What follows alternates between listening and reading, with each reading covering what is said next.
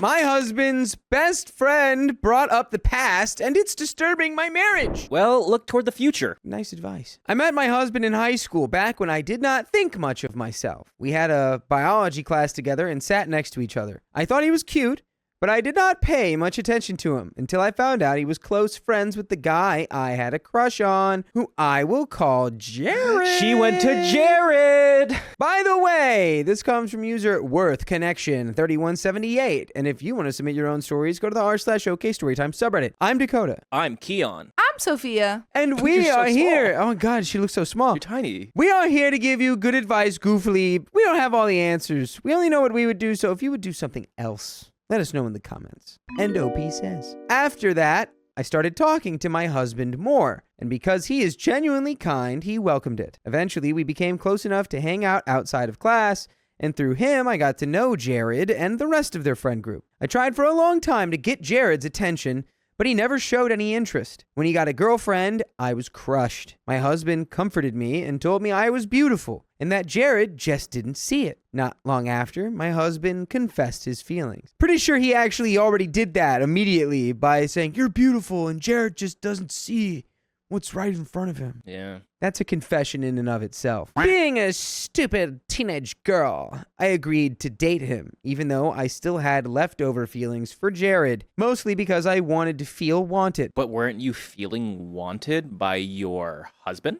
Or your your future husband in this case? It kind of worked out, right? It was this is your husband. I don't know. I feel like OP's like, I guess I'll just take what I can get, which is not the mentality you want. After a few months, Jared became single again, and I realized I didn't care the way I once did. That was when I knew I truly loved my husband, and only my husband. I don't know how I feel about that. I don't know if that's true. That because you don't have a crush on Jared anymore, that means you will only ever love your husband. You're like, since I no longer have feelings for Jared, that I fully love my husband now. That's when you figured out you loved your husband or your, again, partner at the You're time. a teenager now, so I mean, whatever. Years passed, and Jared went through a few relationships. His last breakup hit him hard. Sadly, his girlfriend cheated, and when that happened, he started coming over a lot to vent. Over time, he changed from the confident and attractive guy I once liked to someone more withdrawn, chubbier, and honestly not taking good care of himself. That was when the teasing about high school started. We're teasing about high school?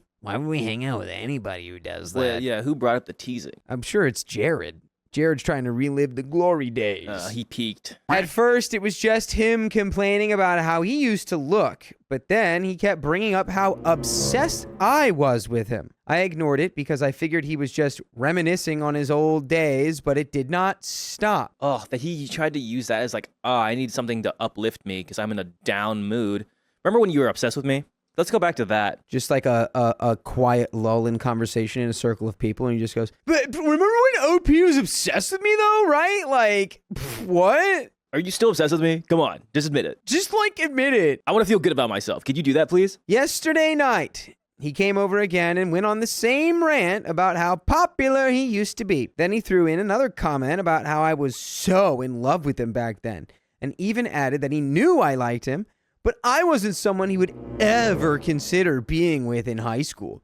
No offense. Offense taken. Hey, how the turntables? We're not in high school anymore. It's just weird. Can't imagine with a straight face just being like, yeah, but I remember how you were so obsessed with me, and I just like, well, I didn't give you the time of day because honestly, like, you were just so repulsive. I would never even touch you with a 10-foot pole. No offense. I'm not doing so hot now. We're friends, but back right? then, We're friends. We're cool, right? Yeah. We're cool. But like, you're still obsessed with me, yeah, right? dude. I'm so glad we can like joke about this now. It was insulting, and it even made my husband uncomfortable. I was tipsy and fed up, so I snapped and said it didn't matter because he didn't even look as good as he did in high school, and I didn't care if I was never his type because he was definitely not mine anymore. He looked shocked, and my husband gasped, and I immediately felt overwhelmed and apologized. Jared got up to leave, but he was too wasted to drive, so my husband took him to our guest room while I stayed downstairs. In shock. We barely spoke the rest of the night. The next morning, Jared left, and my husband finally talked to me. He understands why I was upset, but he thinks it was wrong to say something so harsh when Jared is clearly depressed and struggling with his weight. No, come on. I'm sorry. If he's poking the bear, aka you, don't give excuses for that. Like, Yeah, and if the bear is your girlfriend, you should be standing up for her and yourself in this relationship. I don't know. protect that bear. Yeah. I get that, but I'm still angry that Jared kept pushing the same hurtful comments over and over. It feels like he's bragging about how I used to like him, and it rubs me the wrong way. So Reddit, be honest, but not brutal. Am I the a-hole? Side note, yes, this is real. Yes, this is a throwaway account. Yes, I know it's random to be writing this at 2 a.m., but I am very conflicted at the moment. Also, hopefully the formatting is easy to read and not annoying. I tried my best, LOL. And there's an update, but I wouldn't say you're an a-hole. No, I think someone in the comments said you matched his energy. You matched his energy. The fact that he's reminiscing about high school and like, you were so obsessed with me and like, I knew you liked me, but I could never be with you. But like, remember when you were obsessed with me? That felt good. Could you be obsessed with me? What are we doing? Like, there's a point where, you know, you can feel bad for someone and yeah, they can be like, oh, remember when it used to be better, you know, when the days used to be a lot better back in the day? Like, it was like kind of like that. I get it. But if he's just like, me, I peaked. And remember when everyone was obsessed with me? I was Mr. Popular. Yeah, can we just do that again? That was really fun. Yeah, this is, if you really are like friends with this guy, this isn't like well, we just have to like deal with it because he's like depressed or whatever and he gained weight. This is like hey, sit down. What are you doing? Especially if you're friends with somebody, I feel like if you are genuinely friends with somebody, you can tell them straight up how it is. Yeah. You shouldn't be able to walk on eggshells or like, I have to hold something back for him, especially if he's in a dark place. If it's a wake-up call, the splash of water, I feel like I could tell him straight up. Like, hey, you're making me uncomfortable. One, what are we doing? If you're to keep bringing up the past, let's just change it. But, you know, you want to be that Mr. Popular guy? You want to be that good-looking guy? Let's work on that. But we do have an update. A lot of people had negative things to say about my husband, which honestly hurt because I didn't think I painted him in a bad light. Somehow he is being attacked more than Jared is. Well, it's because he didn't defend you. He didn't stand up for you. You stood up for yourself, which is good on you. But again, the fact that he kind of talked to you like, let's be easy on Jared. He's going through a rough time. He's like, what about me? This is weird, right? This is not weird for you? My husband is not a terrible person. I still love him despite everything I mentioned and despite what I'm going to mention in the update. He is not weak or a beta like some people said. He just struggles to confront situations like this directly. Jared has been his best friend since 5th grade. Honestly, that should make it way easier. So much easier. Like I said, if you're BFFs with somebody, you can call them as you see it right then on the spot. OP even continues with, that is not a bond that breaks easily, which is why it's easier. Mm-hmm. They went to the same elementary school, high school, and university. They are basically brothers. My husband is not sucking up to Jared because he thinks Jared is better than him. If Jared were not in such a low place, my husband would have been much harsher. I also do not think my husband is perfect. He has done some messed up things in the past, but so have I, and I believe people can change. I do not have feelings for Jared. That ended years ago, and no, if Jared had stayed in shape, I still would not have feelings for him. I stopped liking him during our first year of university. We went to the same school, and he still looked the same as he did in high school, so it was not his appearance that changed things. He broke up with his girlfriend, and I realized I did not care anymore. The old me would have been excited and tried to shoot my shot, but instead I felt nothing. I love my husband and only my husband. Jared is not an option for me in any way. Some people suggested Jared might have feelings for me, which is possible. He has made comments about my appearance before. I worked hard to glow up during my final year of high school because I wanted to improve myself before university. When my husband and I met up with Jared for the first time after that, Jared told me I looked very different. He said it as a compliment. My husband agreed because he thought Jared was just stating the obvious, not flirting. Divorce is not an option for me. I am very religious and I take my vows seriously. They are not something I would throw away over this situation. Divorce is not always the solution, so before you comment divorce, remember that we are real people who have real history, and it's a lot harder to divorce someone than you think it is. And there's an update. I don't think divorce was ever an option here for OP and their husband. I think this was like a genuine conversation of, listen, we can't just have Jared in this depressive spaghetti mood. You know, he can't be. We gotta pick him up, but he's just reliving the past. We can't just keep doing that. Yeah, Jared can't be picking himself up by putting me down. Bingo. Know? We cannot let Jared get away with this. And there's another update. I did not show my husband the post, even though many people suggested it. A lot of the comments felt and harsh towards him, and I do not want to expose him to that. But after reading everything, I did want to talk to him about his inability to stand up for me. Good. Good. Nice. He told me he did not want to isolate Jared right now. I did not know this before, but according to my husband, Jared became a bit depressive after the breakup with his girlfriend, and my husband was the only one who could pull him out of that downward spiral. I felt sympathy for Jared, and I told my husband that, but after reading so many comments, I realized that does not excuse Jared's behavior, so I pushed for more answers. I also asked my husband if it made him uncomfortable when Jared constantly brought up high school. My husband paused, and I immediately knew he was holding something back. Uh-oh. The good old pregnant pause. What? It's a pregnant pause. A pause, it's a long pause. Oh, yeah, okay, thank you. It's a pause as a baby, and then that baby has to grow up before you can speak, or something. I kept pushing until he finally told me something I never thought I would hear. During our first year of university, Jared started mentioning me more during private conversations with my husband. My husband felt proud of dating me and kept saying things like he had invested in me. That already hurt, but it got worse. He admitted that he used to brag about my body and looks to Jared, showing him pictures of me dressed up for date nights. Then it escalated. Jared ended up seeing a picture of me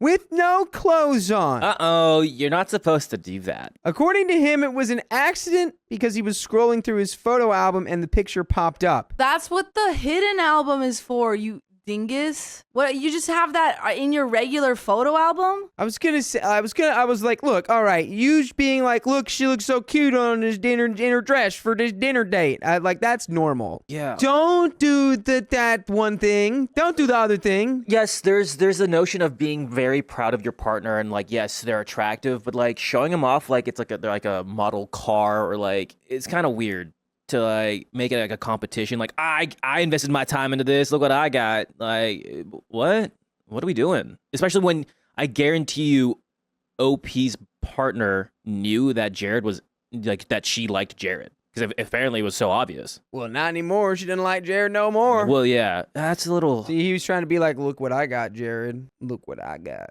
You may have peaked in high school, but I'm peaking now. Still weird. My husband said that when Jared started bringing up high school, he was scared Jared might bring up what happened in university and that I would be furious. I am disgusted knowing Jared has seen me like that. It makes all of his comments about me so much worse. My husband is at work right now, which is why I have time to write this.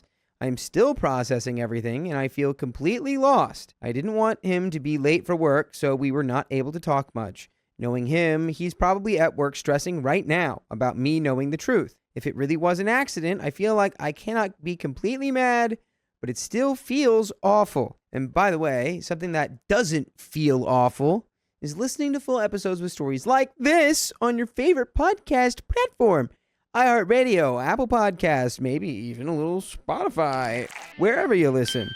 Search OK Storytime and get access to almost 3 months of stories. And we do have a little bit more story left. A conversation needs to be had about how we're actually feeling about each other now. Yeah, and I would also bring up does your husband see you as that?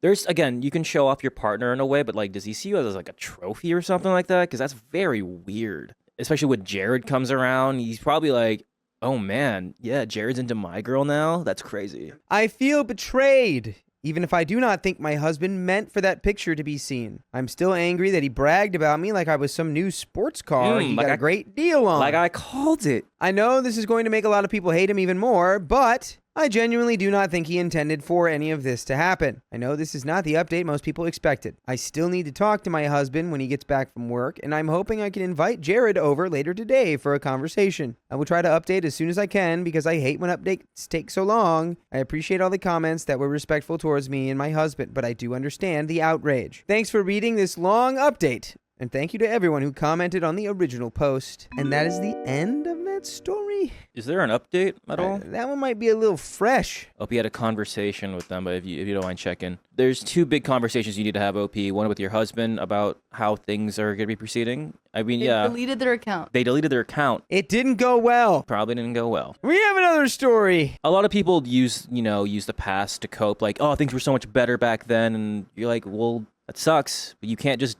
get a time machine and go back to the past and relive that. You gotta move on, move forward. Sneeze. Bless you. I didn't tell my fiance about my hysterectomy. Now he thinks I'm keeping secrets. That's you did that. So, I'm late 20s female, and my fiance, early 30s male, let's call him Carlos, are still fighting about this, and it was already 2 weeks ago. By the way, this comes from user throwawayIFup.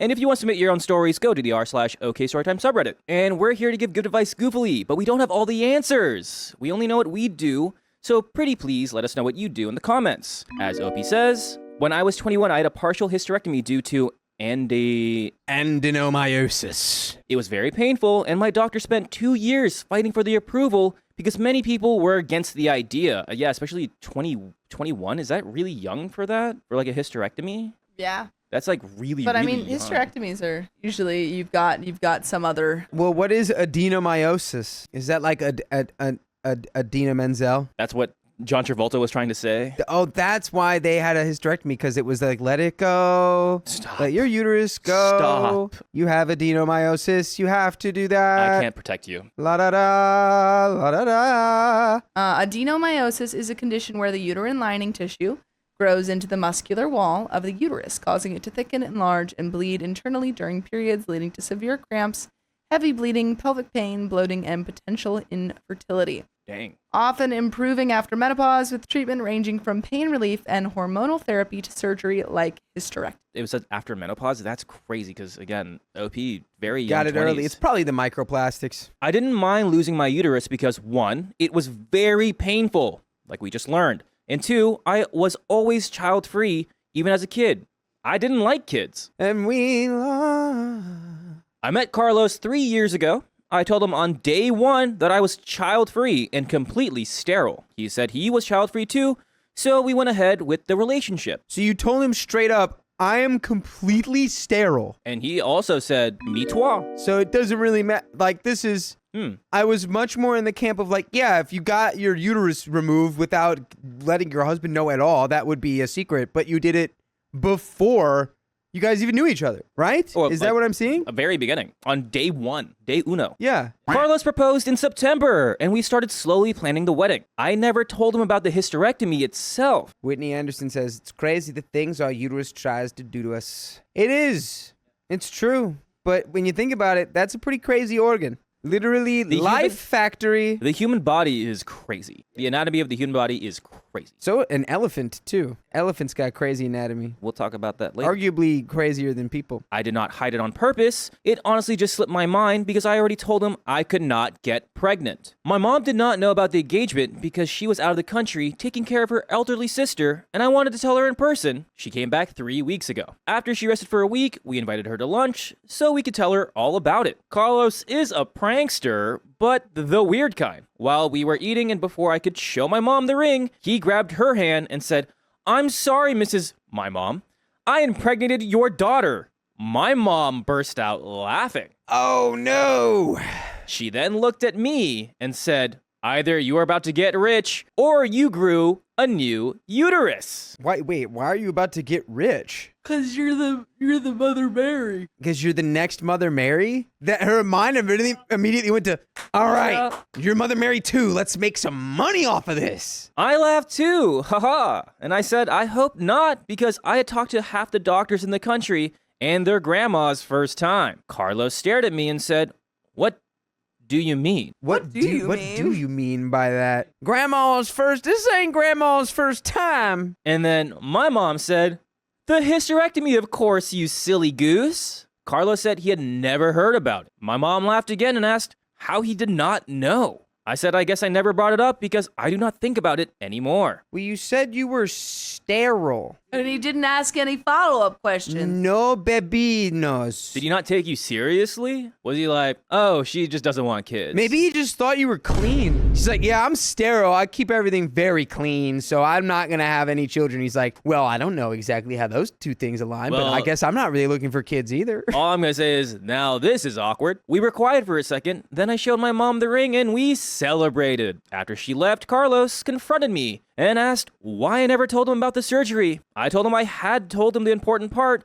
which was that I was sterile. He said the issue was the principle, and if I could keep something so big to myself for years, what else could I hide? What are you talking about? She told you. Brother, day 1, she said, I'm sterile. You just didn't ask, like, how and why. She said, give me the details. Do you have all your organs? That'd be like if someone who like had, I don't know, you know what? I couldn't think of a really I good got one. you right now. It'd I be was like gonna if a say guy. someone who lost their arm, but they were like, yeah, my arm like doesn't work anymore. And then someone was like, years later, they was like, I didn't realize you didn't have an arm though. I don't. No, That didn't work that though, did so not I like work gave very up. well. But I had to. You tell tried. anyway. You know what? I give tried. you the A for I was effort. trying to get. I was another just gonna note. do mine with balls. Here, do yours. Go with yours. It's like a guy being like, "Yeah, I'm sterile," and because your balls are gone, and then they'd be like, "Well, you didn't tell me your balls are gone." It's like I kind of did when I told you I'm sterile. What does it matter? You asked me to cough and you didn't feel anything. I feel like that is unfair for me. I shared the relevant part at the moment, and later I just didn't think about it. I was not trying to keep secrets. I simply didn't think the medical details were relevant once we already agreed on being child-free. So now we want outside opinions. Am I the a-hole for not telling him about the hysterectomy, or is he overreacting? He has read this post and approved it, so this is not only my point of view. And we have some comments. Dakota, do we think OP is an a-hole? No. No, absolutely not. Even if there was no hysterectomy, you told him you were sterile and you're child-free. That's the main point across. I don't know why he's upset about that. You told him on day 1. Guy's just a silly goose. He just didn't read between the lines. Yeah, the Amber Lamp says infertile and sterile are two separate things. Infertile means it don't work right. Sterile means it ain't there. We do have some comments here. Comment number 1. He's a prankster, but not in a weird way. Him. Fake pregnancy joke. That's kind of, yeah, like... Yeah, that's kind of a weird vibe to bring to like me and your daughter are getting married. I knocked her up. Your grandmama. It's like, oh, we only get to do this one time. You want to do that? Also, that's the wave you're going to announce that you were married is you're going to be a grandma. Reply. I'm now left wondering what OP classifies as a weird joke if this seems normal to her. Comment number 2. What exactly does he think sterile means? And there's a reply. Yeah, there is a big difference between sterile and infertile, just like the Amber Lamps just said. Also, I had a hysterectomy due to endometriosis when I was 22. Wow, that's young too. Even though I wasn't planning on having kids, there's still a lot of pain and suffering that led up to that moment. I don't know why OP's partner never asked or cared to learn about her past experiences with adenomyosis. Just odd. He seems angrier than she is sterile, rather than wanting to understand or being compassionate about why she needed a histo to begin with at 21. That's a emoji on OP's partner's part, in my opinion. Edit, I came back and there were so many responses. I'll make a quick edit to clarify some things. How did you forget to tell him this? It was a very traumatic experience, and everyone and their mother looked at my private parts, my uterus actually. I felt embarrassed for a long time and pushed the experience deep enough till I forgot about it. Why didn't you tell him? At first, because I wasn't about to trauma dump on a dude I've known for 2 hours, and I'm just a very quiet person on our first date. I said maybe 50 words. I'm more talkative now, at least, with him, but I like my privacy and to keep things that I feel deeply personal just to myself unless it is relevant to something. Why didn't you tell him all of your trauma? Immediately, why didn't you tell him all your drama? Edit number 2. Say, hi, I'm OP. My uterus is gone. It's nice to meet you. What are we going to order at this restaurant? Do you want breadsticks or salad? Or both? Hey, now that we have time to read some of the responses together, we want to clarify some other things. 1. Carlos, did you know the difference between sterile and infertile? Apparently not. I thought it was the same meaning, not able to have babies. 2. How did he not notice she didn't have a period? To be fair, we haven't been living together for that long, 5 months, and he thought I had PCOS like his sister. 3. Are you really child-free, or did you think you'll change your mind after the wedding? Response, no. I am child-free and was even thinking about getting a vasectomy just to be even more safe. 4. How didn't he notice any scars / hormone therapy, etc.? Well, I don't have any scars from the procedure that was done on my private parts, so the scarring is on the inside. I don't need hormones, at least not yet. I still have my ovaries, and they're healthy at the moment. And for the people saying that I should have just told him in case of an emergency, you're right.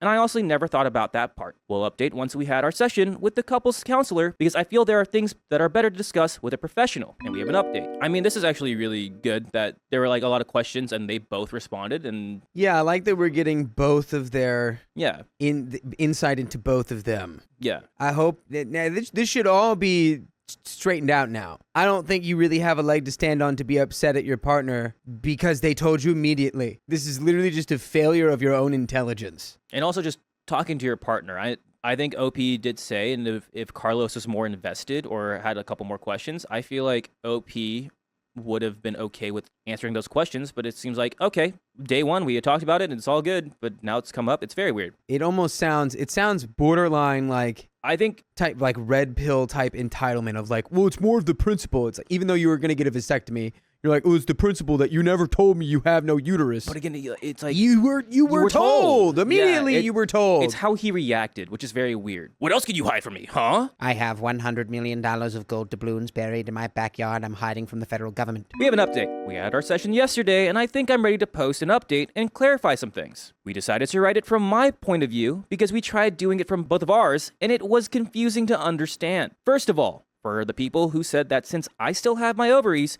we can still have kids. What is wrong with y'all? You need more than just that. Go on the internet and look that up before you start posting and calling people out on stuff. A lot of people who don't know stuff. Yeah. A lot of people who don't know stuff in this story. That's not how child-free people work. We don't want children, period. For the people asking why I don't have any scars, I don't know what to tell you. It's not something I want to discuss with anyone, but they made an incision in my belly button. We decided not to talk much about any of this until we were with the therapist and some things came to light. The first thing Carlos did was apologize. Good. And explain why he was so upset. He said he wasn't really mad at me for not telling him, but he was hurt because it felt like a long time he had to force information out of me. When I finally started sharing things willingly, he was excited and thought we were on the same page about everything. But when he found out about the surgery, he felt insecure and like an outsider because it felt like it was always my mom and me and then him. He also said he felt embarrassed and dumb because he assumed what sterile meant and ran with it instead of asking for an explanation. He said it was more insecurity than anything.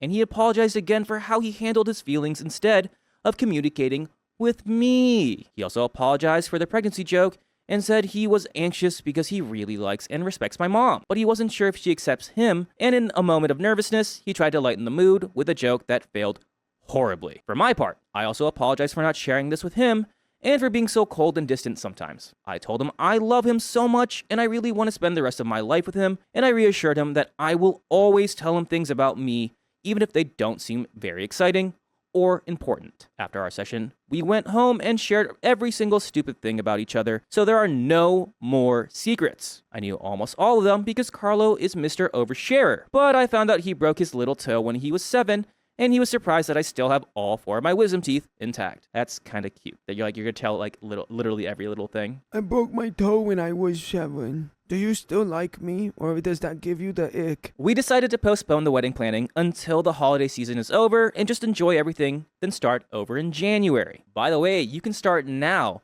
by listening to full episodes with stories just like this. Just go to your favorite podcast app, such as Spotify, Apple Podcasts, iHeartRadio, and searching up OK Storytime. You could start immediately. There's nothing to stop you. There's a little bit left. I think all worked out. This is a lesson, and then I think you guys learned a lesson of like, let's just talk about things. And he said he was insecure. I think this is a great update. You even postponed the wedding just to like, you know what? Let's just chill. We don't have to rush this. It's cute. Yeah. Good job, Carlos. I think this ended up for the best.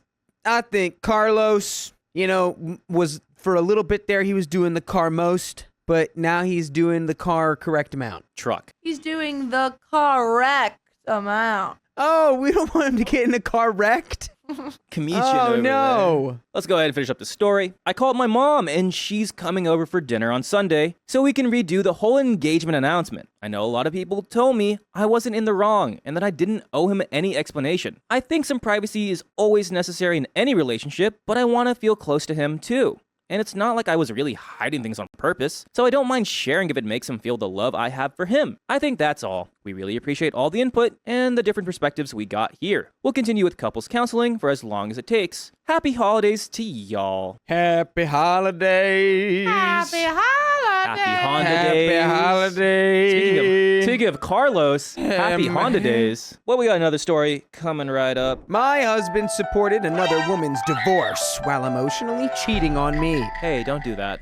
Good advice, dude. I, 32 female, have been married to my husband, 34 male, for 12 years. We've had a few rocky years dealing with the passing of our first child and a lot of other deaths in our immediate family. We've dealt with a lot of grief, but for the most part, our marriage has been pretty chill. At least, that is what I thought. By the way, this comes from user unspecified gremlin, and if you want to submit your own stories, go to the r/OK Storytime subreddit. And we are collectively here to give good advice goofily, but we don't have all the answers to every problem. We just know what we would do in a given situation. So let us know what you would do in the comments. As OP says, about a year ago, some close friends of ours started going through a separation and divorce. The other woman, we will call L, initiated the divorce, saying that she felt neglected and unhappy. For context, we are all Christian. We're not super legalistic, but we still believe in following important biblical standards. Don't you dare ever mix your threads, people. Don't you dare mix those threads. That's one of them, right? Mm-hmm. Mixing the threads in a garment. Yeah, no can do. Because Keon looks confused. No, yeah, that's one of the things. You're not supposed to do that. Don't you dare, or to the lake of fire you will go. What do you mean by mixing your... If you make a garment with mixed threads, It's game over? like if you've ever worn a polyester nylon blend, get out of here. You're done for. What Like a linen and cotton thread, is that like a sin? What you're is that? done. Yeah. You're done. Like you're gone from the church? I'll tell you the specific thing. The Bible prohibits mixing threads, known as sha'at. This forbids wearing garments woven from wool and linen together, as stated in Leviticus and Deuteronomy. Because wool and linen is an unholy blend. Just unholy. It's ugly. And they said, ew. They said that's a sin, just like wearing white after Labor Day. So both Elle and her husband had completely different stories, which would often change from day to day. It was hard to figure out exactly what happened, and I chose to remain neutral and encourage them both towards reconciliation. My husband, however, very strongly and openly took Elle's side. He even went so far as to go to our church leadership to advocate and defend her, demanding that her husband be held accountable for the things she claimed he did. In my opinion, the leadership made the right choice in encouraging them both to work on their marriage, since there was no evidence or signs of abuse. Elle did not say he physically mistreated her, only that she felt emotionally neglected. Still, my husband and Elle were both saying that divorce was the only option and that it should be accepted. It was strange to me, and early on, I told my husband that his behavior was inappropriate. It was not our business. I also told him it was not okay for him to maintain a close personal relationship with Elle during this. He got angry with me for suggesting he would be unfaithful, but I was calling it how I saw it. His level of involvement was not appropriate. He agreed to cut contact with Elle out of respect for my feelings, but insisted that we needed to leave our church and find a new one, because the leadership refused to side with Elle and punish her husband. I disagreed and refused to leave our church over something we should not have gotten involved in at all. Shortly after that, my husband started expressing how unhappy he was with our marriage. This is a pattern. I was going to say, seems like if he's really happy she's getting divorced, how long is it till he's happy he's getting divorced, you know? Yeah. He said he felt disrespected and that things needed to change or he would leave. I was blindsided, and every time I asked what specifically needed to change, he couldn't give me an answer. He broke down into tears and said he had been bottling up feelings for years, and that's why we communicate. The only thing we should be bottling is wine. Oh, that's a... Dude, do you like drink or something, bro? Dude, No, the blood of Christ? that's it for me. That's, really, that's all I'm just a blood drinker, Hashtag red wine.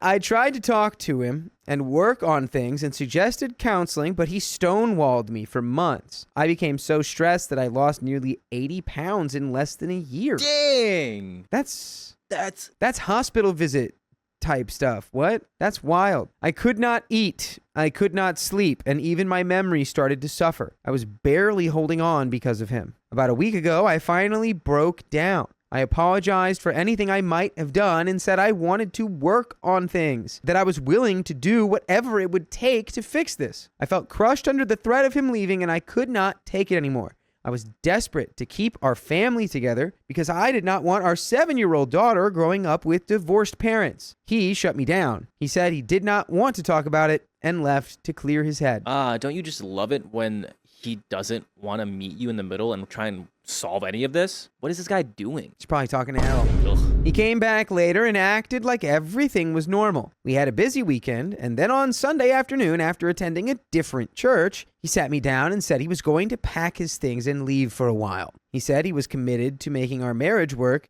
but he needed time to reset. He said he felt trapped. I told him that him walking out was sending a clear message. He understood, but said there was no other way for him to move forward. And he packed his things and left to stay with his mom. Are we sure he's staying with his mom? Nah, he's staying with L, dude. He is staying with L. Yeah, the fact that he's like, we need to do this, we need to do that, and I don't know, that he's been bottling it up for this long, and then he got inspired by L. And he got so motivated to help Hurley. I don't know. This guy. I smell something stinky. Yeah. Something did not feel right. I checked our phone bill, and what I found devastated me. He told me he cut contact with Elle, but going back only to November, there were 9,827 text messages between them. 9,000. That's almost 10,000 texts. What are they talking about? What is it like? Are they sending literally every single text is a letter of a sentence? It was constant. Back and forth messages every single day for months. Not just texts, but pictures and phone calls. Some of these calls lasted almost an hour. I lost it. I called him at work and broke down. He lied to me. He abandoned me. And the night he walked out, they exchanged dozens of messages. Even if he was physically with his mom, mentally and emotionally, he ran to another woman. I mean, he's been doing that for a long time now. A single woman he hid from me and lied about. To me, this is obvious evidence of an affair. He said I misunderstood and that they were only having Christian fellowship. Yeah, at this point. That's what they're calling it these days? At this point, shut up.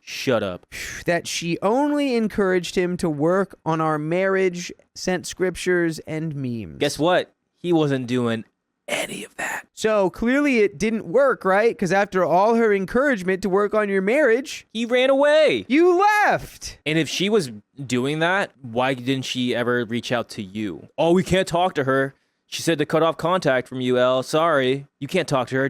Everything's fine.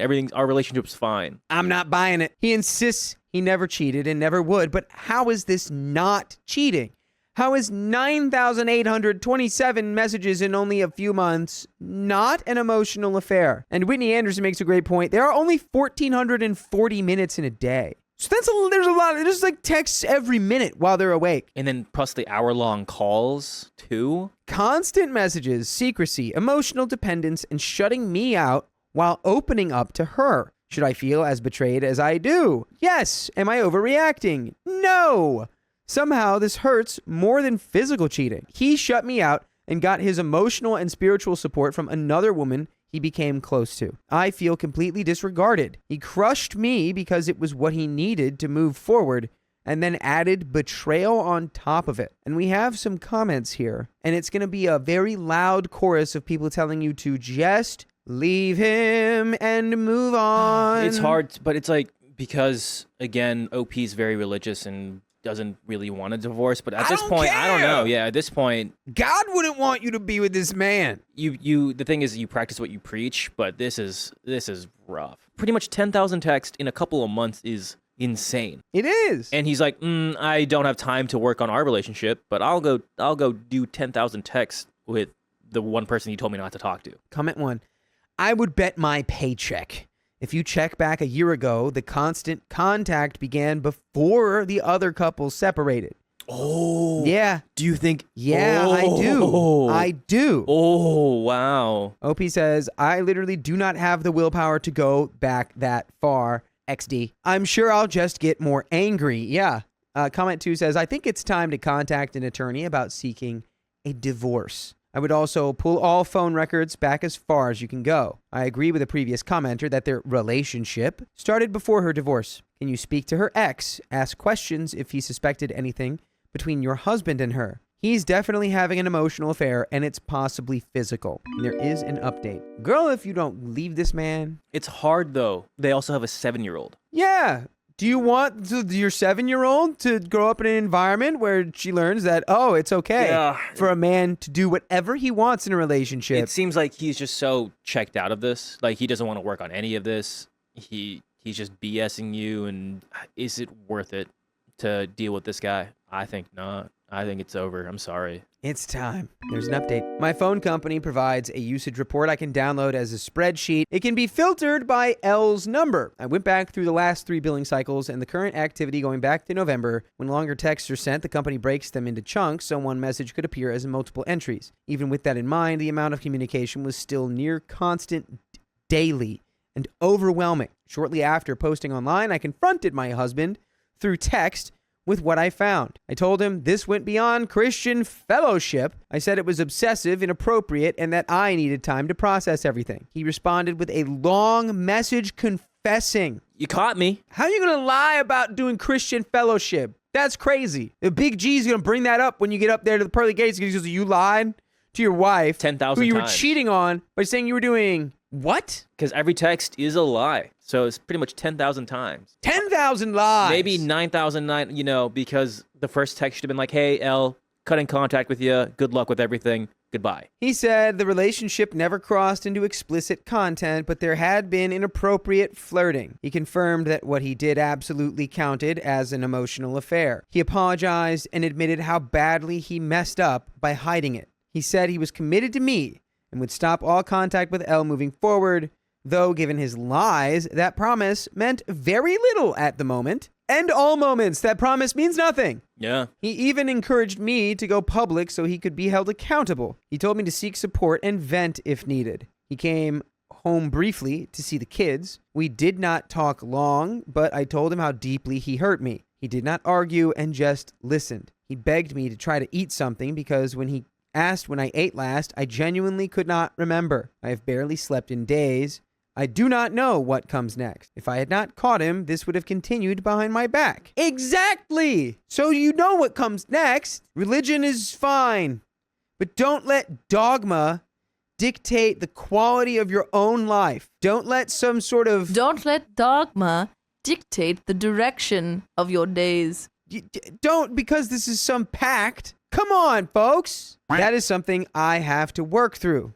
I do not want my marriage to fail, but we are on shaky ground. It's going to take a lot of work to rebuild trust, and time will tell if it is worth it. But I'll tell you something that's always worth it. Listening to full episodes with stories just like this on your favorite podcast platform, wherever it is, iHeartRadio, Spotify, Apple Podcasts, just search OK Storytime, and you've got a whole little treasure trove full of gold doubloons, and those doubloons are, each one is a story like this one. Yeah, I think because of everything they've been through, with the child loss at first, and then they have kids, and the whole religious aspect, I feel like divorce is the last option if nothing else works. This does suck, and it's put your mental and physical health at a huge crisis, OP.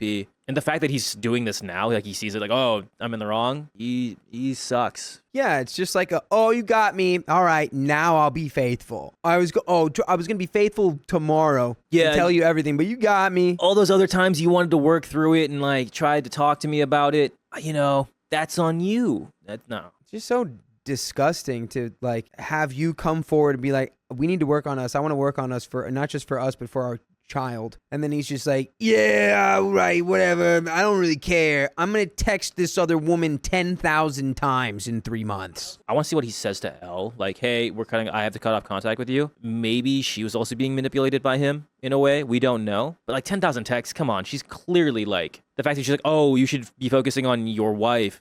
You should be focusing on your family. Yeah. And he's like, I probably am. I'm trying my best. He probably had told her like, yeah, we're getting divorced, or I'm getting divorced, or it's done. It's done. I know honestly, it's done. You inspired me. For now, I am focused on the next steps. I am going public with this information. I have a meeting with my pastor's wife, and I will meet with my husband tomorrow in a neutral location, Belgium, to talk and decide whether he can come home or needs more space. I genuinely went, what? You got to keep up over here with me. Can't even name Germany. You never know where I'm going with that. He can't name Germany, but he can name Belgium. I hold no hatred for Elle or anyone involved. I do not plan to confront her. I think Personally, you should. I think you could. Unless if your husband does it, but at this point, he's standing on basically like a stick. That thing's gonna break. I can't trust him. I would reach out to her like, hey, what's he been saying to you? Because if he says he's been trying to focus on me and focus on the family, complete opposite. Maybe you should cut off contact with him. She has her own pain and made poor choices leaning on a married man. I also learned that her husband has been trying to fix himself in their marriage and has been in therapy and seeking guidance. I do not think it is right to keep this from him, but I will not contact him directly. I will give the information to church leadership and allow them to handle it. Elle's marriage is not my business, and I will not involve myself directly. I have a long road ahead, and I know it. I have a lot of work, healing, and prayer ahead of me, and that is the end of that story. I don't think her relationship is your business, but her relationship with your husband, that's very pertinent. Congrats on having the resolve to want to fix it. Ming Ming, But they are he not. lied to you 10,000 times. They're not getting a divorce. They're going to try and work through it. Every single communication he had with that woman after It was cheating. was a lie he told to you. Every text was a lie behind your back, OP. 10,000 lies. Can you come back from 10,000 lies? How do you know anything he ever says ever Yeah. is not just another lie? Because he's clearly okay with lying to you 10,000 times as long as he feels like he's getting a sweet deal out of it. Yeah. Something to think about, as that is the end of that story and the end of this episode. So if you love us, make sure you subscribe. We love you. And see you tomorrow. Hey, I know we're all very busy, but I just want to let you know we have more bonus stories you can listen to, so you might want to stay tuned for the next one. My wife called out my sister's toxic boyfriend. Now the family is falling apart. That's right. It's just,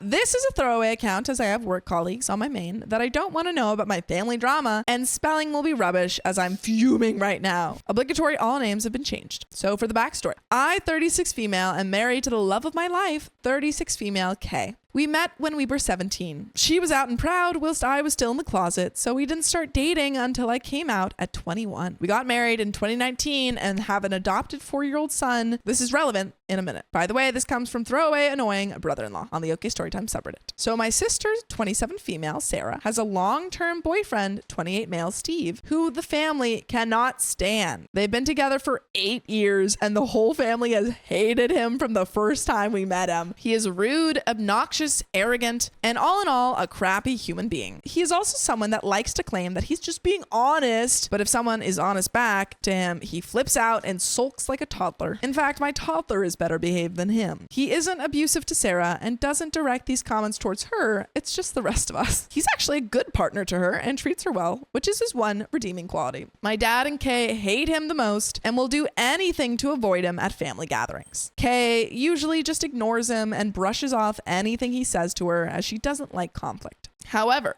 there have been a few occasions that she has said something back, but it's usually said in a joking manner, which amuses my dad to no end. My mom is a peacekeeper and will do anything to avoid drama, so she just changes the topic whenever he starts, but she and my grandparents all hate him just as much as the rest of us. Sarah is the only one that obviously doesn't hate him. Our son's birth mother, Tess, was Kay's best friend, who sadly passed away in 2021. Ugh.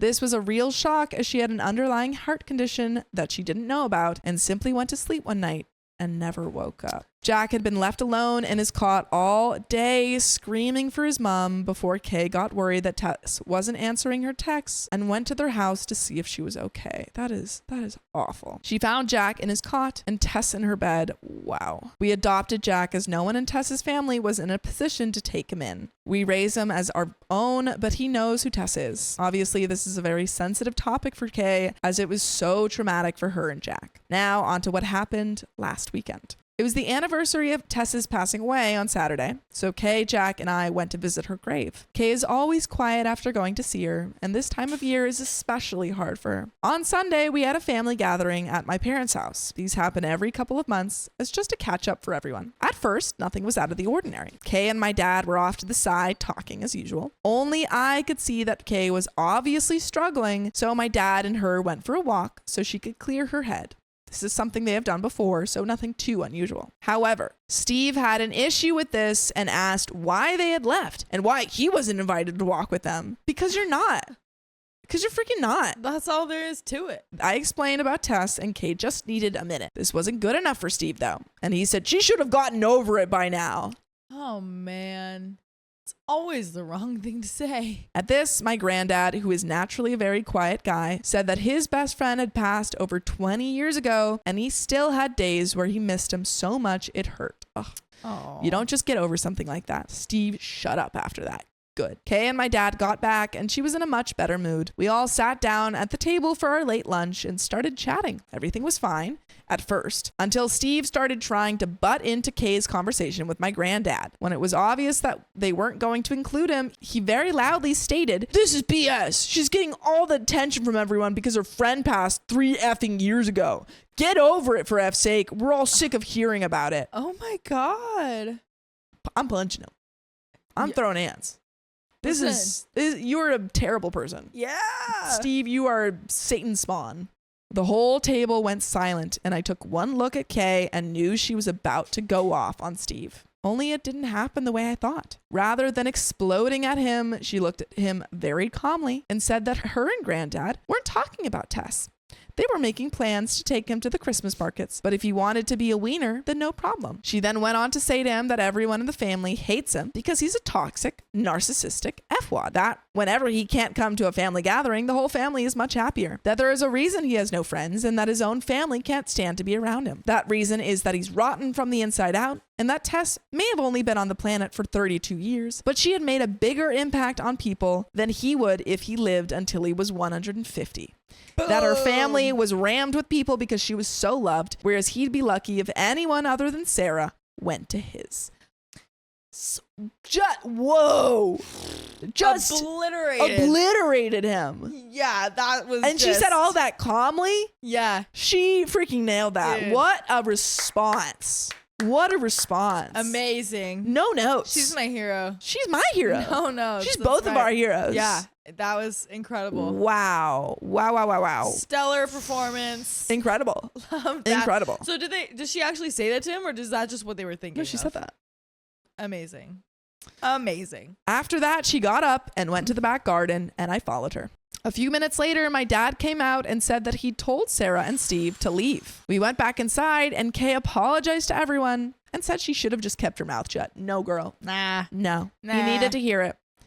Everyone other than my mom told her what she had done was right, and it was about time someone told him. My dad then found it hilarious that a lesbian had been the one to tell him straight, which lightened the mood a lot.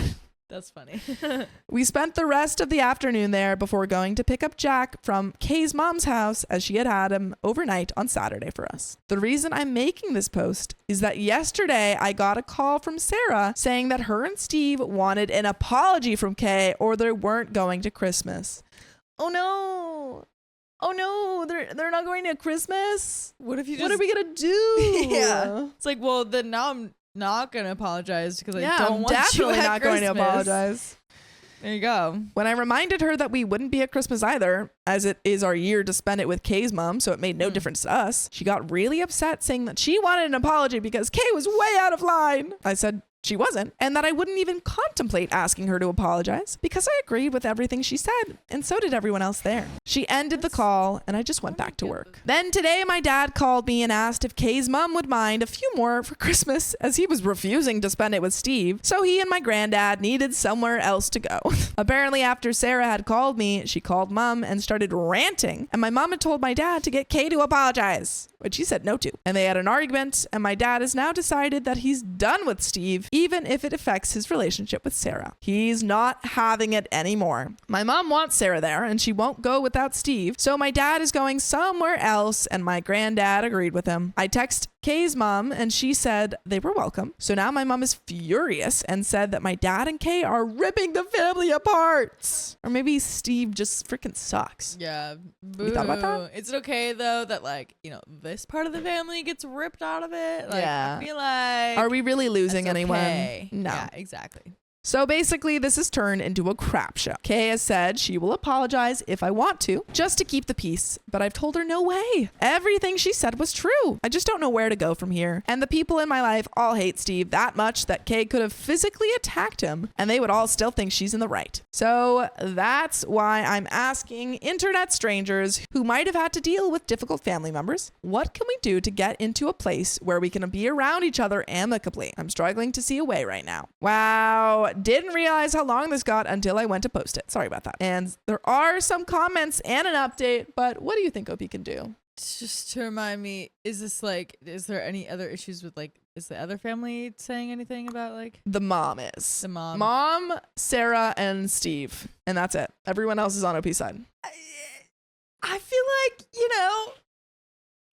they'll survive. Yeah. They'll survive because he did say very out of pocket things about grieving, Yeah. And so I feel like And no one else likes him.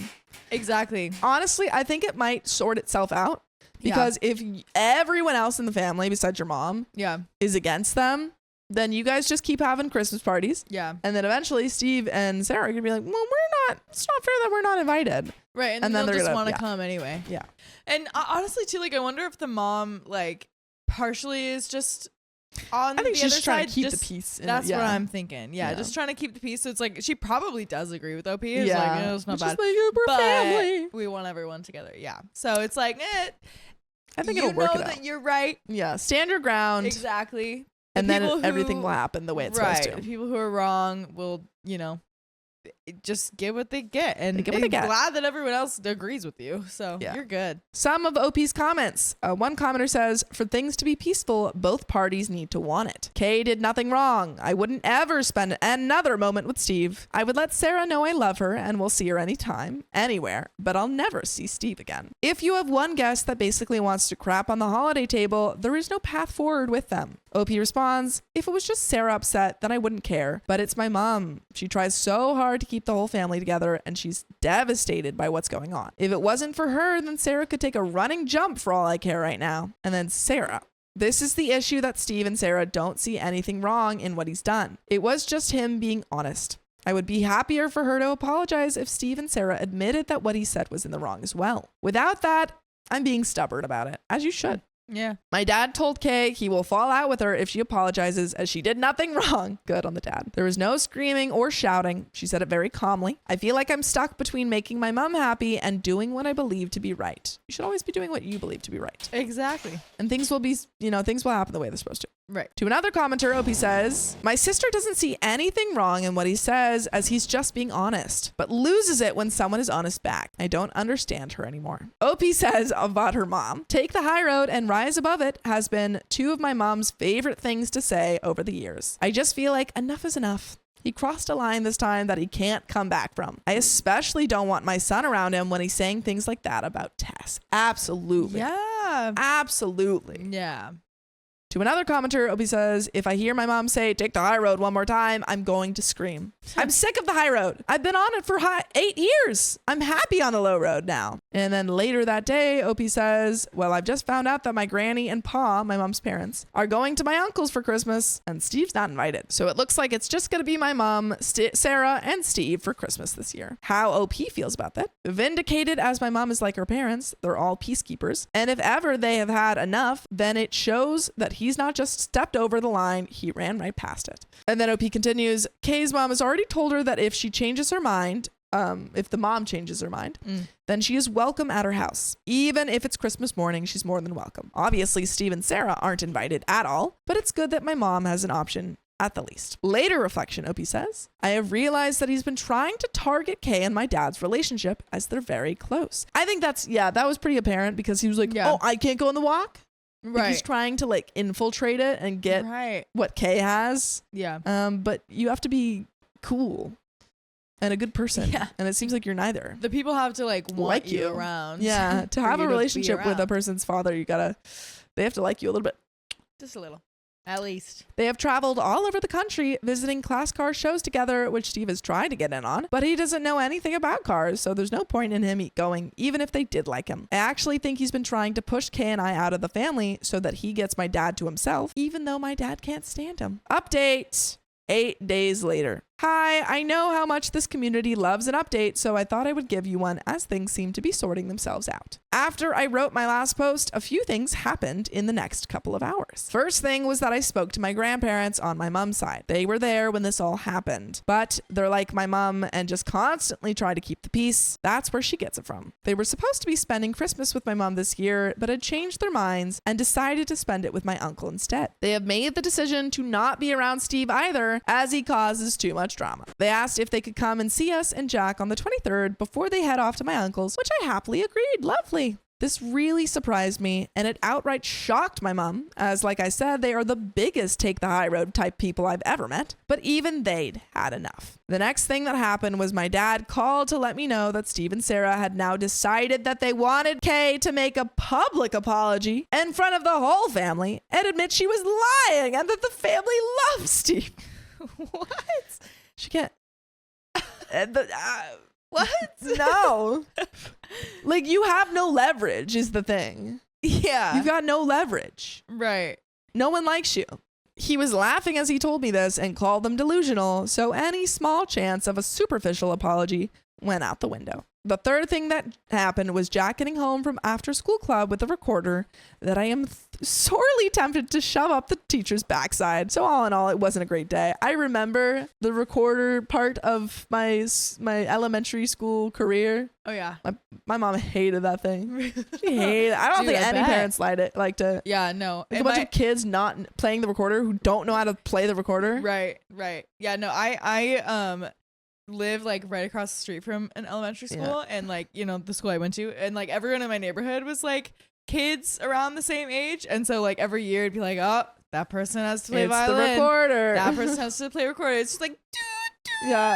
It was like all always these like that. squeaking. Yeah, exactly. Exactly. Yeah.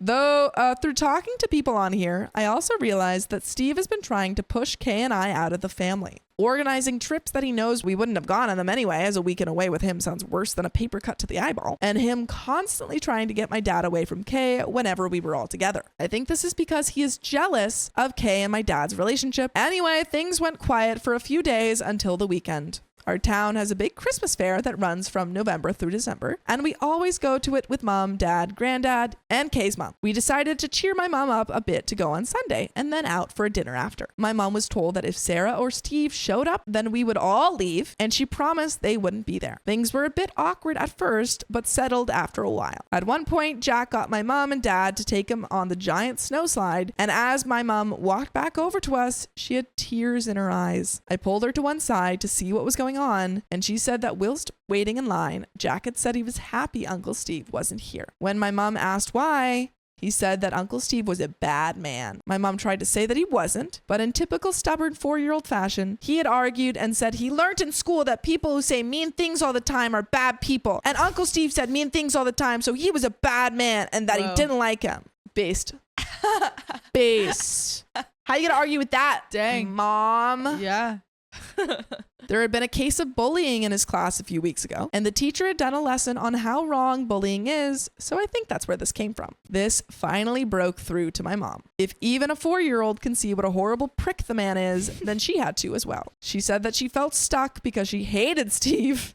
She's like, I didn't know to tell you I hate him. I hate him so much, but I was trying to keep the peace.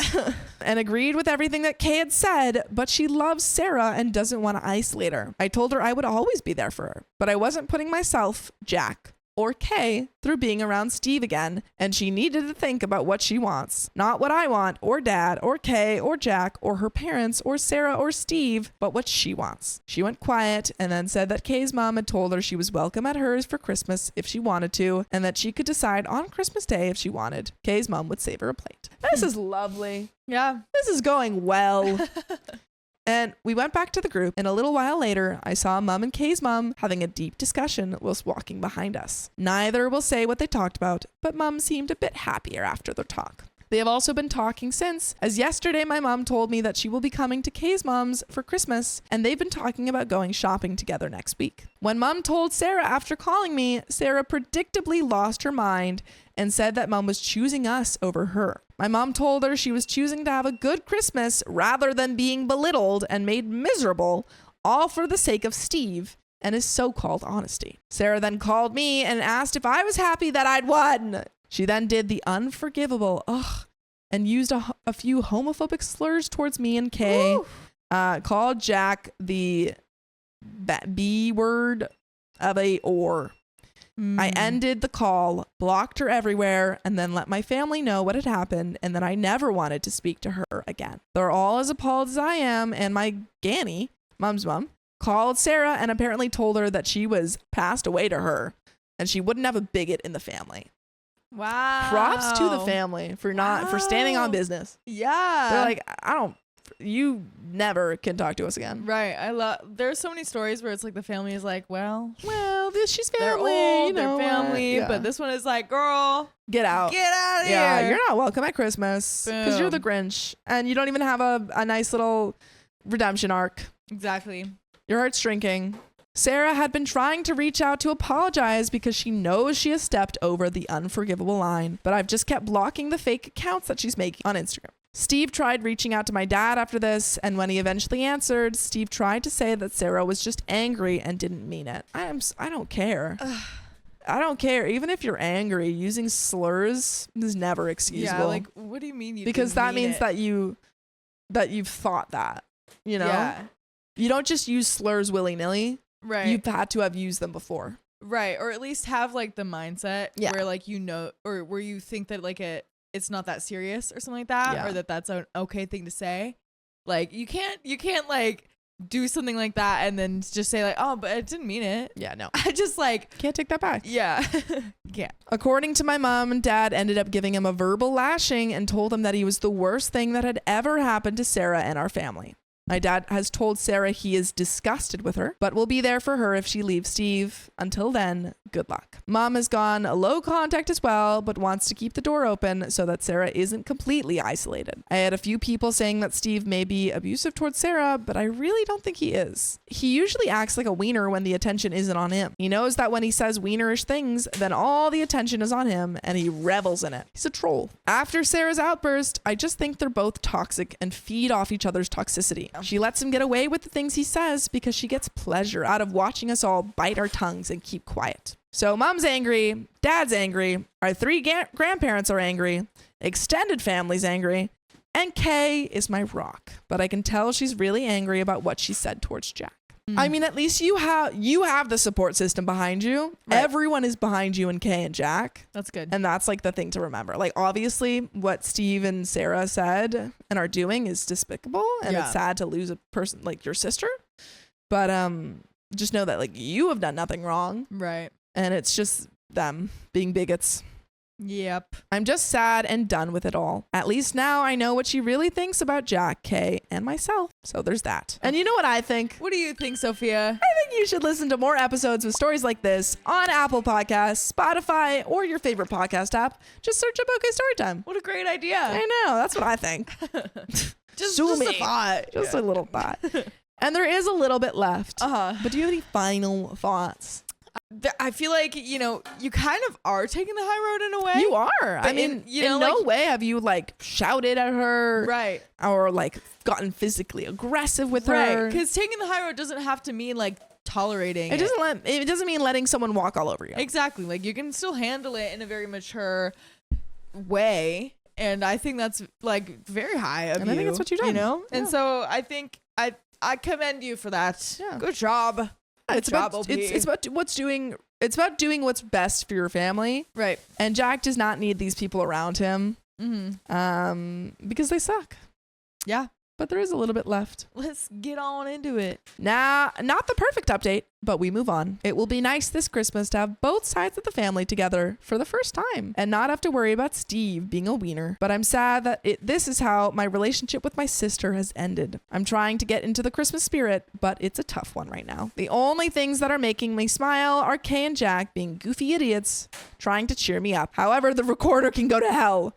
I curse whoever invented the thing. Like, seriously, F you. That's funny. Thanks for all the support in my original post and opening my eyes to a few things. Maybe internet strangers are the way to go for advice after all. Hope you all have a good Christmas/holidays. And then one commenter says, I don't think the wienerish brother-in-law and Sarah saga have concluded. I'm glad you'll have a peaceful Christmas in theory. I just think the pair of them are not convinced yet that they're shut out. Opie says, it wouldn't surprise me if they try and turn up to my parents for Christmas, but we won't be there, so they won't get far. As long as they stay away from me, Kay and Jack, then I don't care what they do. Commenter says, may small children playing recorders with more enthusiasm than skill follow Steve everywhere.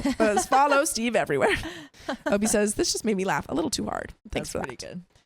And that is the end of that story. It seems like tough. Yeah. Always tough losing a family member. Right. In any way, even if it means like cutting them off. Right. But it does seem like this was the right decision for everyone involved. And handling it well, Yeah. even though it's difficult. agreed. And that's that. amazing. And that's amazing. Yes. Christmas spirit. Yes. But that is the end of that story. My aunt demands I give up my baby to my infertile cousin. I said no. That's not your baby. That's That's not how that works. no. I, 24 female, am currently 8 months pregnant with the baby girl, and my aunt/cousin have been giving me trouble since I announced the news. My partner and I already adore our girl and have no plans to give her up, but my aunt wants me to give up my child to my cousin, who has been suffering with infertility for the past 5 years. Oof. Dang. Dang. That's really hard. Doesn't Yeah, mean that she deserved your baby. Yeah, right? Based on the title.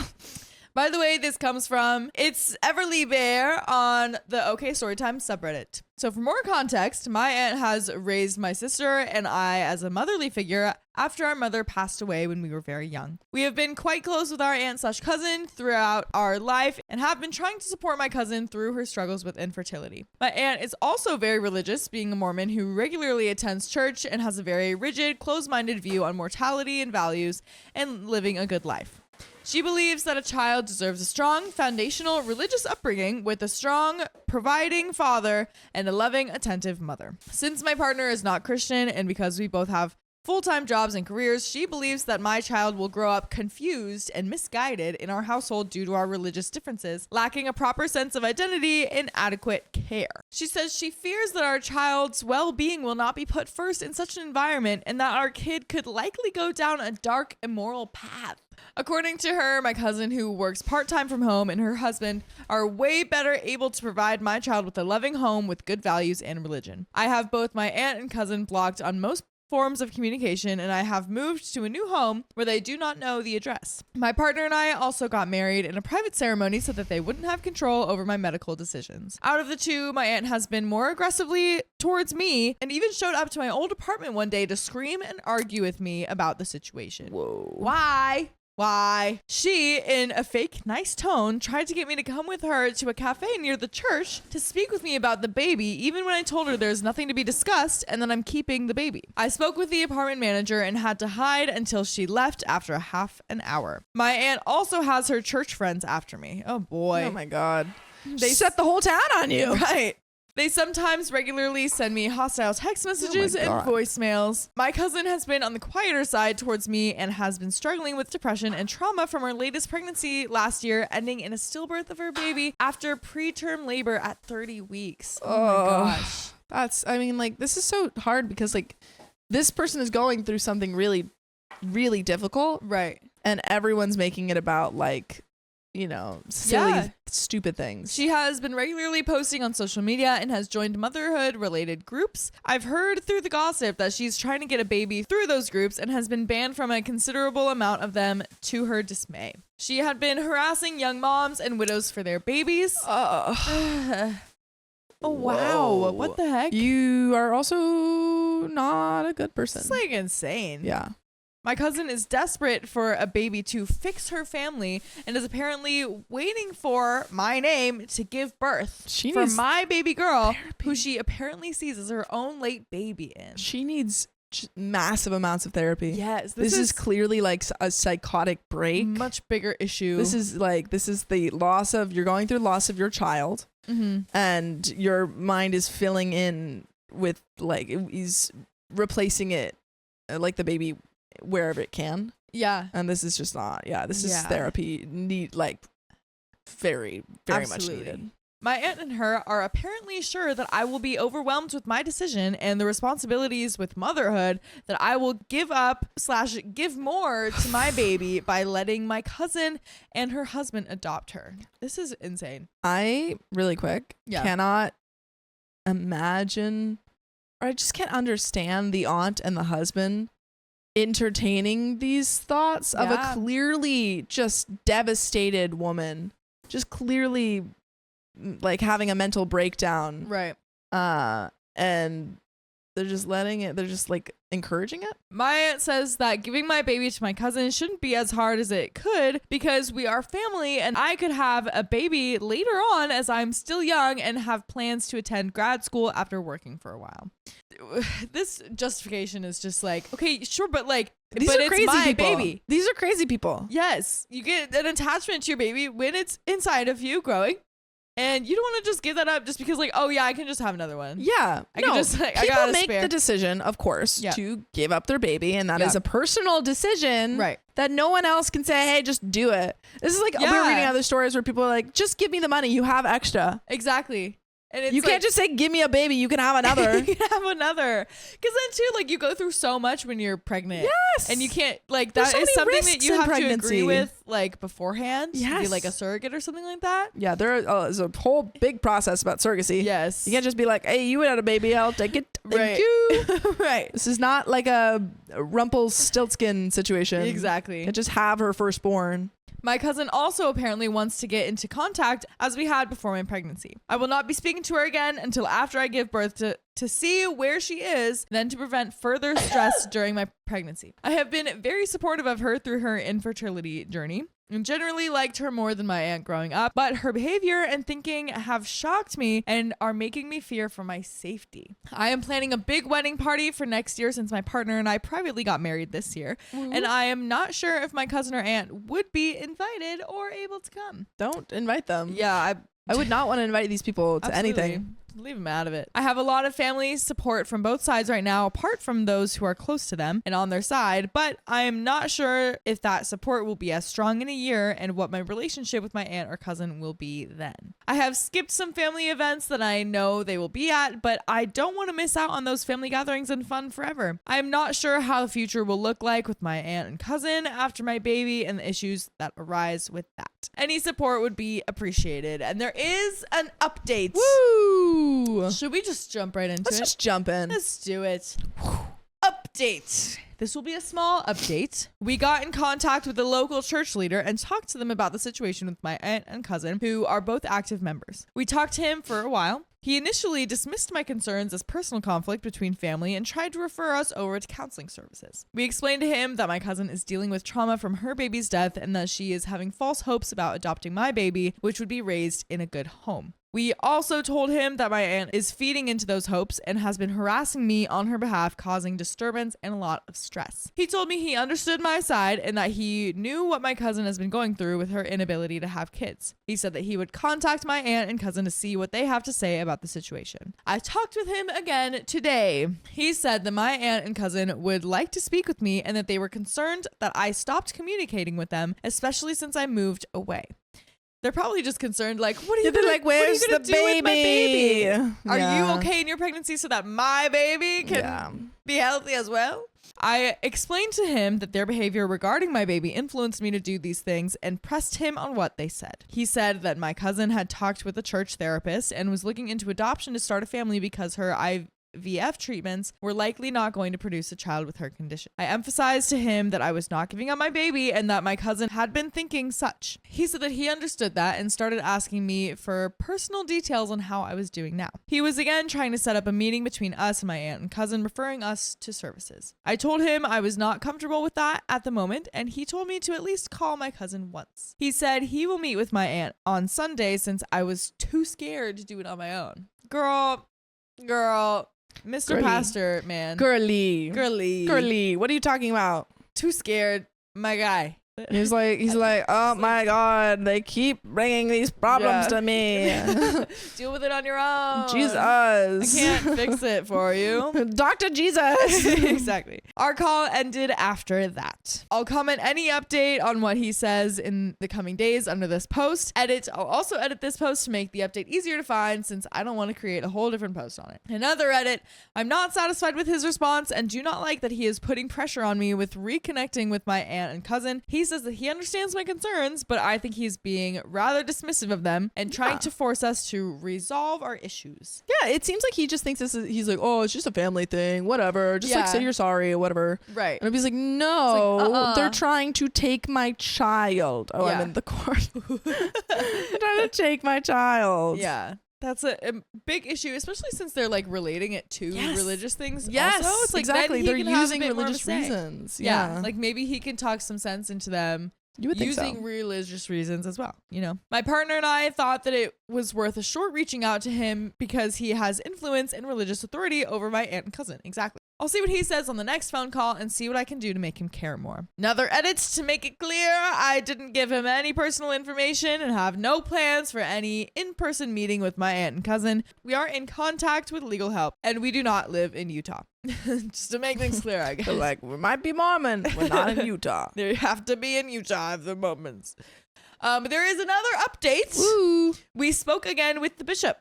He said that there isn't much he can personally do to resolve the situation within his capacity between me and my aunt and cousin, other than to refer them to counseling services. Okay. That's like not true. Obviously, you can't force them to do anything, but you can still talk. Like part of the role of a religious leader is to offer counsel. That's kind of the thing. It's like, that's why you're there. That's why we have, I mean, at least I'm relating this to the Catholic Church, but that's like, you have confession to talk to a pastor or like, to talk to a priest. Yeah. And maybe since they're like Mormon, maybe it's like different rules. Because if they have like a church counselor, then maybe it runs a little differently. But still, it's also like, I don't know, man. Like, I feel like at least counseling would be like more, just have a conversation with them. Like if counseling was like the right thing to do in the situation, it would probably be more effective, but it doesn't seem like it is because I think they went to counseling. So I asked him if he did meet with my aunt and he said he did. Their conversation was apparently focused on my cousin and helping her heal. He told me that my cousin was also grieving the loss of communication with me and my sister, who hasn't been talking to her much anymore. I told him that my cousin was trying to take my baby to replace hers and that her and my aunt's behavior was threatening the safety and well-being of me and my family. I think he was losing interest in the conversation, so he just told me to do whatever I feel is best for my family, but to consider the grief my cousin has been through and contact family counseling services for further help on this matter. This is me so annoying. He's like, okay, I get it. Blah. Jesus, go talk to someone else.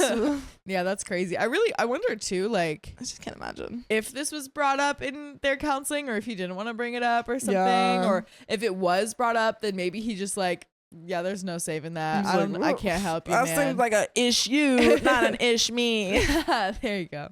Me and my partner sent him an email afterwards with a copy to our lawyer to close off communication. I decided to unblock my cousin and send her a message. I told her that my partner and I are keeping our baby and that is not up for discussion. I encouraged her to seek proper therapy if she hasn't already done so and told her that I am not comfortable with her husband, or my aunt being involved in my child's life. She hasn't responded yet. Regardless of what she says, our relationship will not return to as it was before, and she will not be a part of my child's life. And there is another update. 5 months later. 5 months later. Here's the update everyone has been waiting for. Yeehaw. I was busy in the last few months with the birth and projects I have been working on as I recover from birth and take care of my new baby. I logged into Reddit a few times since then, but haven't gotten a chance to update. I am now 25 and my baby is almost 4 months old. Time flies. Woo. She is doing well and brings us so much joy. Slay. I love going on walks with her and she's growing up so fast. Love it. I am planning to go back to work soon, looking for a new job. Thank you all for the concern and well wishes, and I hope everyone is having a great time during the Thanksgiving holiday season. Now, the update that everyone is looking forward to, my cousin and my aunt. Since my last update, my cousin and my aunt were silent for a while, and my cousin didn't respond to my texts. In August, my aunt reached out to me through a new number and asked me how I was, and if I had the baby yet. We talked. She was concerned about mine and my baby's well-being since I distanced myself from a lot of my family and had to leave my job. I asked about my cousin. She says that they have been trying to adopt a baby through their church connections, but nothing has been successful so far, because they probably just started on that. Also, through the church connections, does that mean like there's people in the church that are giving up their children for adoption, or they know people? Or does it mean that they see other pregnant people in the church and are just like, hey hey, can I have your baby? Hey, give me a baby. Hey, can I have your, hey, give hey, me hey, a- like, are you gonna have that? Cough up your baby. It's like when someone isn't Yeah. finishing their food, it's like, are you gonna finish that? Are you gonna finish that? Can I have it? Are you It's gonna like, are you gonna take care of that? take care of that baby? I'll take it. I'll take it if you That's don't them. want it. That's what I'm gonna guess is their church think so. connections. I asked about whether they consulted with the proper adoption agency, but my aunt said that my cousin's husband's past may become a problem. Didn't know about that. Well, they said earlier that she'd been denied by a bunch of agencies. Oh, I forgot about that. Yeah. Do we know what his past is? I don't know if we heard He's about that. Mafia. I think you got it. The Mormon Mafia. The more mafia. And she proceeded to rant about how the white birth rate is dropping and how people were actively denying themselves parenthood. Okay. Oh boy. Don't like that. Don't like that one bit. Oh boy. I don't know what to say about that. Ooh. Ooh, ooh. She asked me if I still wanted the baby and got angry about 9-month terminations. She is pro-life without exceptions. Oh my god. Oh. So that's Is what this she's like talking the- about, of the denying their own pregnancy. Yeah, That's is what I this thought. like when like pro-lifers are like, oh, like there's all these terminations happening like right before the baby is born, that's just birth. That is just birth. Is that like what they do with the statistics or something? Yeah, like that? they're like, It's yeah, like all of these babies are getting terminated like at 9 months. I'm like, that's It's just like- birth, baby girl. It's like, I don't know about that. That's just birth. But also too, in this case, like of these people, stillbirths also happen. You know yes. what I mean? Also that. So that could happen too. There are a lot of different reasons a lot of different why reasons. pregnancy cannot come to term. Exactly. I reaffirmed to her that I did, and she talked about how my cousin was getting old, but she's in her early 30s. I'm wondering when they're gonna what's the timeline for them not asking, are you still having the baby? Yeah, right. You know, like, like, how old is the kid baby's gonna 4 be? months. Like, Yeah. is it like 18 and they're like, hey, you still having that baby? Still like, is this It's still like, gonna I've be had the yours? baby for 18 years. Like, Gonna keep it's going. Now Yeah. my turn. Yeah. Like, you've had it long enough. Yeah, let's switch. Let's Yeah. just do like trade off. Right. Yeah. You take it every 2 years. I take it every 3 years. Right. It's fine. But she's in her early 30s and that her nest is still empty. She wanted me to at least share the joy and let my cousin be in my daughter's life. Let me cousin be in my daughter's life and spend time with her. I told her that that would not be possible due to their past behavior. I feared that my cousin would try to become her mother and let her delusions get her again. Absolutely. Or kidnap her too. Yes. I feel like that is A lot of very dangerous possible things about situation. letting her be around your kid. Absolutely. My aunt said that my cousin was trying to become better and got some church counseling. I still told her no. She then asked me if I knew anyone or any resources to adopt a baby. I told her I didn't, and that my cousin and her husband should be careful and patient with trying to become parents. My aunt emphasized how becoming parents was important to my cousin and her husband because they deserved children at this point, and for their deserves children. yeah, I don't know what that means. Like, are you saying that OP doesn't deserve Yeah. children? Is that Also, the what's happening? child, like having a child is not for you, the parent. Like, Yeah. you as a parent are there for the child. Right, Not the other way around. right. And for their reputation, Oh my god. whoa, they deserve children at this point, and for their reputation, since everyone around them is reaching the parenthood milestone. Girl, you're like, everyone else is having one. I want one. Not fair. Like, I get it that you can't, and that's It's heartbreaking. Yes, it is really sad. However, but this like- this Yeah, you can't can't just react with this and just expect her to give you a baby. one. You can't keep trying to steal babies. Stop it. because it's like, well, then what about them? Yeah. What about No, them? they don't have a baby. They don't don't deserve have a a baby. Yeah, exactly. She asked about my future family plans and pushed me on when I'm going to get pregnant again or have my next child. Girl. You can't have this one. You can't have any of the other ones unless you like pay me to be a surrogate. Me being OP. Yeah. She told me family planning was important, especially after this surprise pregnancy, and asked if they could be involved next time. Involved in the pregnancy? You want to be there when it's conceived? Like, we just be there. Like, we'll just be in the background. We won't even make a noise. Yeah, you won't even know we're there. As the call went on, more and more of her past and unusual behavior became apparent, and I was getting tired of it. I wanted to end the call, but she ended it first because she had some activity. I really hope that she gets help though. Like truthfully, like Yes. this is sad. Very much needs This like, is sad. real help. Yeah, because she has gone through like a really traumatic experience and like incredible loss, Yes. and has come out of it just not well. Not healthy. And she has these people encouraging her to these crazy ideas. And it's I really hope she gets help. Thankfully, I have my sister to keep me in the loop with what's happening with my aunt and cousin and other matters regarding my family and my old church. Everything my aunt said was apparently true about my cousin. According to my sister, my cousin's overall mental health seems to have improved from her worst, but she still has her deep depressive periods. I mean, until she stops asking for your child, I think you can assume that she's not doing great. She sometimes feels very empty with her lack of children and her worsened relationships with me and my sister.